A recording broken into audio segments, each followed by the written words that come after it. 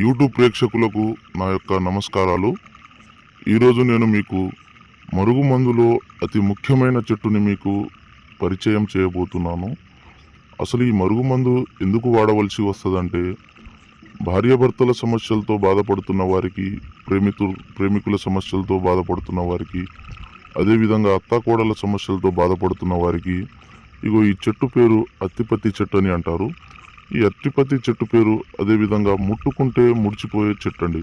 చూడండి, ఈ విధంగా ఈ చెట్టుని ముట్టుకుంటే ముడుచుకుంటుంది. ఈ చెట్టుతో తయారు చేసే మరుగుమందు తినే దాంట్లో కానీ, లేకపోతే వాళ్ళు వేసుకునే బట్టలకు కానీ, చెప్పులకు కానీ, శరీర భాగాన ఎక్కడైనా పూస్తే చాలండి.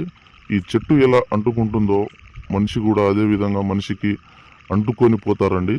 ఇది చాలా శక్తివంతమైన మరుగుమందు. చాలామంది మరుగుమందు అని ఏదో ఒక మందు పెట్టి సైడ్ ఎఫెక్ట్కి గురవుతున్నారు. తీసుకునే ముందు చాలా జాగ్రత్తగా తీసుకోండి. ఈ కాలంలో మరుగుమందు కేవలం మంచికే వాడాలి, చెడుకు మాత్రం ఉపయోగించకూడదు. కేవలం మంచికే వాడాలండి. ఈ మరుగుమందు పెట్టడానికి అవకాశం లేని ఎడల దూరం ఉన్న వ్యక్తిని కేవలం 7 రోజుల్లో ఫోటో వశీకరణం చేసి, అఘోర వశీకరణం ద్వారా వాళ్ళు ఎంతటి మొండి వారినైనా మన వైపు వశపరుచుకోవచ్చు. ఈ మందు తీసుకునే ముందు చాలా జాగ్రత్తగా తీసుకోండి. సర్వే జన సుఖినో